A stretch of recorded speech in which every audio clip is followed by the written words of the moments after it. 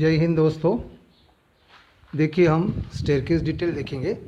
Staircase के लिए कितनी जगह लगती है। देखिए ये नीचे में हमें कम से कम 3 फीट का लैंडिंग होना चाहिए। और ये 3 फीट की लैंडिंग होने के बाद में ये फर्स्ट स्टेप शुरू हो जाता है। तो ये फर्स्ट स्टेप से लेके हम ये 5 फीट पे आ जाते हैं। तो ये दूसरा लैंडिंग यहाँ बनाना पड़ता है, क्योंकि यह हमारा टर्निंग पॉइंट होता है। यहाँ से अगर हम टर्न मारेंगे तो ये हम इसी के ऊपर चलते जाएंगे। तो देखिए स्टेयरकेस में हमें ऊपर जाने के लिए कम से कम 3 फुट का लैंडिंग नीचे देना पड़ता है।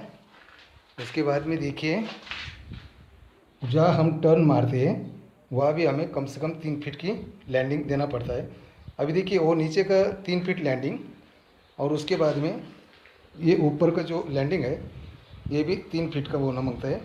अगर ये 3 फीट और वो 3 फीट, ऐसा 6 फीट जगह ये तो फिक्स हो गया हमें। जब भी हमें ऐसा यू टर्न जीना स्टेयरकेस जब बनाने का है तो यू टर्न का स्टेयरकेस बनाने के लिए हमें कम से कम नीचे का 3 फुट और ये ऊपर का 3 फीट ऐसा अगर लैंडिंग रखते हैं तो ये हमारा टर्निंग पॉइंट होता है। स्टेयर से कभी भी ऊपर आने के बाद में हमें घूमने के लिए जगह होनी चाहिए। वहाँ भी हमें नीचे से जब ऊपर आ जाते हैं तो ऊपर आने के बाद में वहाँ से हमें बराबर टर्न ले सकते हैं। और देखिए ये जो स्टेयरकेस का विड्थ है, ये विड्थ हमारी 3 फीट कम से कम होना चाहिए। अगर 3 फीट होता है तो ये हमारा 2 वे बन जाता है, नीचे उतरने वाला और नीचे से आने वाला दोनों के लिए बिल्कुल खुली जगह रह जाती है। तो अगर नीचे से ऊपर आने वाला और ऊपर से नीचे जाने वाला दोनों आदमी आराम से ऊपर आ सकते हैं, नीचे जा सकते हैं। तो ये हो गया 2 वे। अगर हम इसका विड्थ 2.5 फीट रखते हैं तो एक ही आदमी नीचे तक जाएगा, उसके बाद में दूसरा आदमी ऊपर चल आएगा।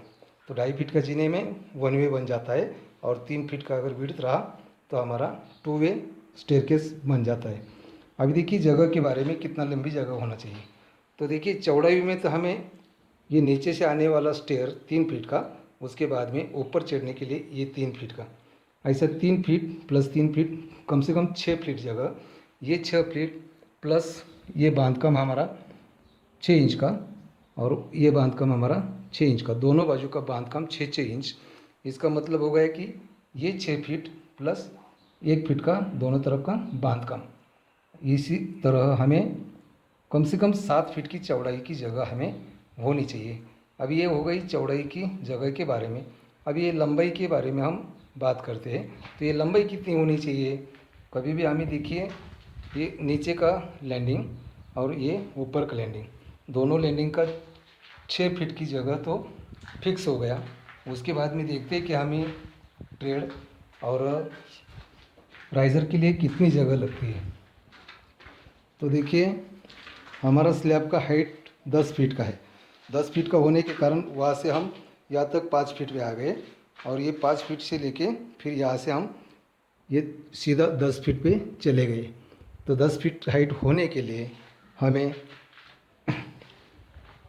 ट्रेड की 20 ट्रेड की ज़रूरत होती है। अगर समझो कि एज इसको हम राइज़र कहते हैं और इसी को हम ट्रेड कहते हैं। तो ये जो ट्रेड होता है पाँव रखने की जगह, ये कम से कम 10 इंच 11 इंच या तो 1 फीट की होनी चाहिए। और इसको हम राइज़र कहते हैं। तो ये राइज़र कम से कम 6 इंच होना चाहिए। 6 इंच से ज़्यादा 7 इंच होना चाहिए। अगर 7 इंच का होता है तो हमें चढ़ने उतरने में थोड़ा दिक्कत बढ़ जाती है। अगर 6 इंच का रहेगा तो हमारे लिए बहुत स्टेबल रहेगा। अगर 6 इंच का या हम ट्रेड बनाते हैं तो देखिए यहाँ से हम अगर 1 2 3 4 5 6 7 और 8 और 9, अगर ये 10 इंच का अगर 9 ट्रेड देते हैं तो ये 10-10 इंच का हमें 9 ट्रेड के लिए 90 इंच की जगह वहाँ से लेके यहाँ तक, तो ये हमें 90 इंच की जगह होनी चाहिए। 90 इंच इसका मतलब 7.5 फीट। अगर ये हम 9 ट्रेड देते हैं तो हमारा राइज़र जो है ये 10 हो जाएंगे। अगर 10 राइजर होता है तो 6 इंच के हिसाब से हम यहाँ 5 फीट तक आराम से चले जाएंगे। तो ये राइजर हमें 10 होनी चाहिए, ऊपर के स्टेयर में 10, और ये जो नीचे का है, नीचे का स्टेयर में भी ये हमें 10 राइज़र होना चाहिए।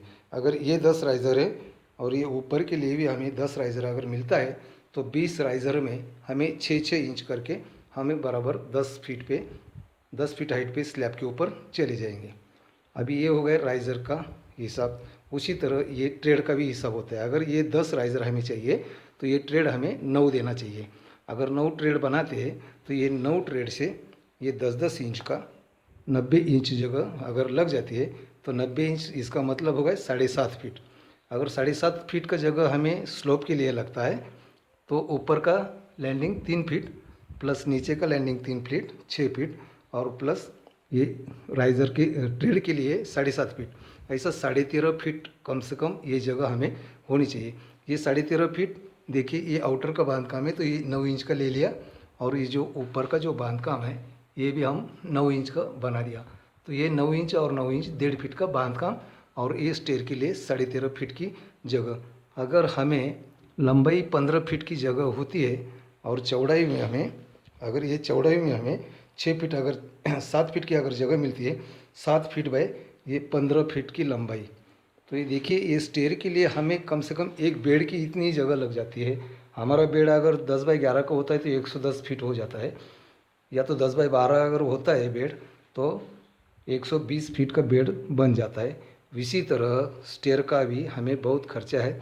स्टेयर के लिए भी अगर 15 फीट की लंबाई और 7 फीट की चौड़ाई होनी चाहिए तो 15 7 5 से 105 फीट का हमारा स्टेयर के लिए जगह लग जाती है। और ये स्टेयर के लिए हमें कम से कम 15 बाई 7 की जगह लग जाती है। जितना हमें एक बेड का खर्चा है उतना ही हमें इस स्टेयर का नीचे का खर्चा आ जाता है, और उसी के साथ साथ हमें एक टावर भी बनाना ही पड़ता है। अगर ये टावर भी बनाना पड़ता है तो हमें इस स्टेयर की जगह प्लस टावर का खर्चा, तो हमारा 2 बेड की इतना खर्चा हो ही जाता है। अगर हम अंदर का अगर जीना बनाते हैं, घर के अंदर अगर स्टेयरकेस बनाते हैं तो ये स्टेयरकेस हमें 15 बाई 7 फीट की जगह के साथ साथ ऊपर में टावर अगर बनाते हैं तो हम ये स्लैब के ऊपर आसानी से चल जाएंगे। इसलिए हमें स्टेयर के लिए कम से कम 15 फीट बाय 7 फीट की जगह होनी चाहिए, और ऊपर में हमें टावर भी बांधकाम करके लेना ज़रूरी होता है। इसीलिए स्टेयर के लिए हमारे बेड से द्विगुना खर्चा होता है। अगर हमारे बेड के लिए 1.5 लाख का हम खर्चा करते हैं तो ये स्टेयर के लिए भी हमें कम से कम 2.5 पौने 3 लाख का खर्चा आ सकता है। आज के लिए इतना ही, धन्यवाद।